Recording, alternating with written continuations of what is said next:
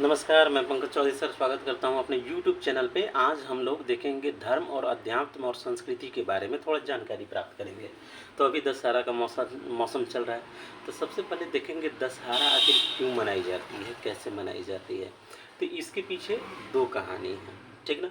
एक कहानी त्रेता युग की है, दूसरा कहानी सतयुग की है। तो सबसे पहले जो शुरुआत होती है दशहरा मनाने की, ये स्टार्ट होती है सतयुग से। सतयुग में महिषासुर, ठीक, और ये माँ दुर्गा के बीच युद्ध हुआ था, जिसमें महिषासुर की हार हुई थी, ठीक ना। महिषासुर भैंस पे चलता था और महिषासुर की हार हुई थी, माँ दुर्गा ने उसे मार दिया था, उसका वध कर दिया था। तो एक उत्पत्ति, एक दशहरा मनाने की ये है कि माँ दुर्गा ने महिषासुर का वध किया था, ठीक। दूसरी कहानी ये है कि त्रेता युग में भगवान श्री रामचंद्र जी ने, ठीक ना, भगवान श्री रामचंद्र जी ने रावण को मारा था। लगभग 31 बाण एक साथ मारे थे। 10 उसके हेड में, 20 उसके हाथों में और एक उसकी नाभि में, ठीक ना। इसी दशहरा के मौके पे मारे थे। 10 दिन तक युद्ध चला था, ठीक ना।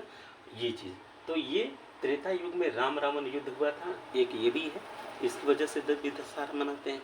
अब आते हैं माँ दुर्गा। माँ दुर्गा जो थी, ये प्रजापति राजा हुआ करते थे दक्ष, ठीक है। उनकी पुत्री हुआ करती थी सती, ठीक है। अब सती जी की शादी हुई थी शंकर जी से।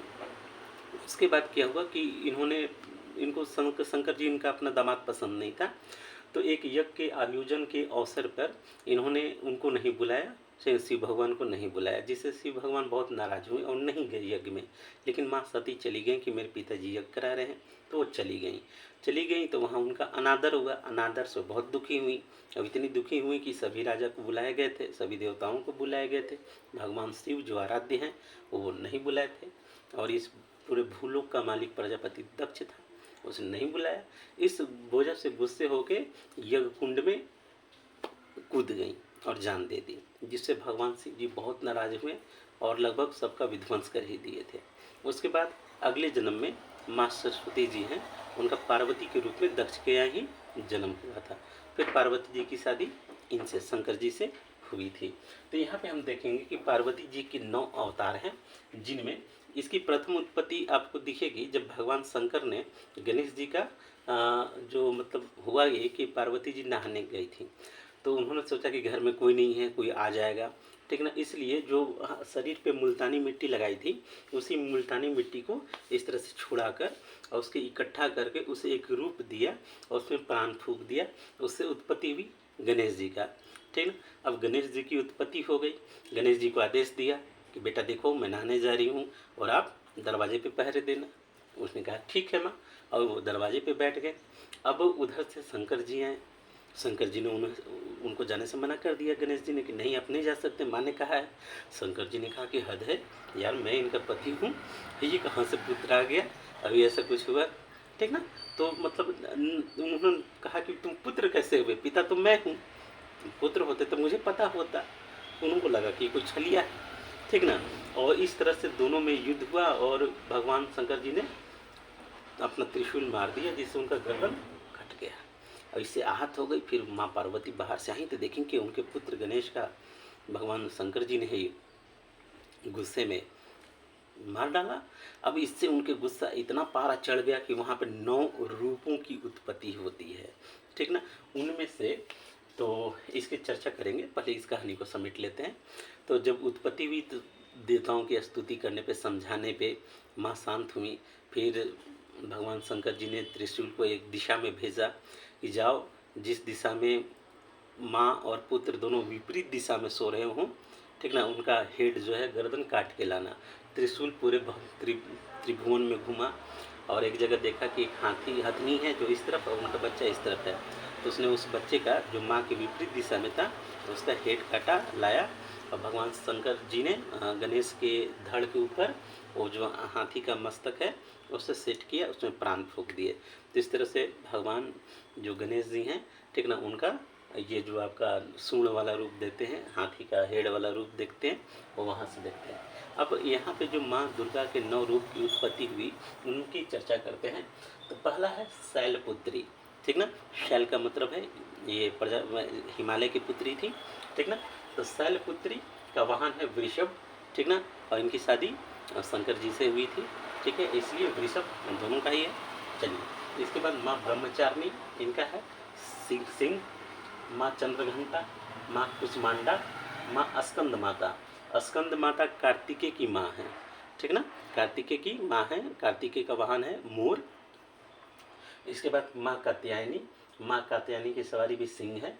माँ कालरात्रि, इनका जो वाहन है गदर्भ या गधा है। महागौरी, इनका वृषभ है, ठीक है। इसके बाद माँ सिद्धरात्रि, ये 9वें नंबर पे इन कमल के फूल पे ये विराजमान होती हैं। तो इन 9 दिनों में हम माँ दुर्गा के विभिन्न प्रकार से पूजा करते हैं, आराधना करते हैं, कलश स्थापना करते हैं और उनसे स्वास्थ्य, अच्छे स्वास्थ्य, सुखी समृद्ध, इन सब चीज़ों की मांगते हैं। देखिए, हमारे जीवन में जन्म से लेकर मृत्यु तक धर्म का महत्व है, जन्म के पहले से, ठीक ना। हिंदू धर्म में जब कोई बच्चा माँ के गर्भ में होता है तो एक संस्कार होता है पुंसवन संस्कार, ठीक ना। इसके अलावा माँ के गर्भ में ही करीब 2 से 3 संस्कार हो जाते हैं। उसके बाद उत्पत्ति के बाद, धरती पे आने के बाद भी जन्म से लेकर मृत्यु तक संस्कार की प्रक्रियाएं चलती हैं, 16 संस्कार होते हैं। तो धर्म व्यक्ति के जन्म के पहले, जन्म के बाद और मृत्यु के बाद तक ये क्रिया चलती रहती है। आदमी मृत्यु हो जाता है, लेकिन मृत्यु होने के बाद भी कई संस्कार होते हैं, ठीक ना, दसवां होता है, भोज होता है, ये सारी चीज़ें उस मृतक आत्मा की संतुष्टि के लिए किए जाते हैं। तो धर्म का व्यक्ति के जीवन में बहुत ज़्यादा ही महत्वपूर्ण रोल अदा करता है। धर्म आपको नैतिक बातें सिखाता है, एक जीना कैसे है उस तरीके को सिखाता है। अगर धर्म नहीं होता तो व्यक्ति आदिम समाज होता, बर्बर होता, असभ्य होता, ठीक ना। धर्म व्यक्ति को सिविलाइज्ड करता है कि आपको जीवन में करना क्या है, किस तरीके से चलना है, आपके सोच विचार, आचार व्यवहार, कार्य प्रणाली सब कुछ डिसाइड करता है, निर्णय लेता है। आप देखे होंगे कि दुनिया में कई धर्म ऐसे हैं जो बहुत ज़्यादा उन्नति करते हैं, जिस धर्म के फॉलोअर्स हैं बहुत ज़्यादा उन्नति करते हैं, चाहे वह हिंदू धर्म के लोग हों, चाहे वह इजरायली यहूदी धर्म के लोग हों, ठीक ना, या फिर आप जैन को देखें, मारवाड़ी को देखें, या फिर बुद्धिज़्म को देखें, या जैनिज़्म धर्म को देखें, सिंधु धर्म वालों को देख लीजिए, ठीक ना, या फिर आप देखिए ईसाई धर्म वालों को देखो।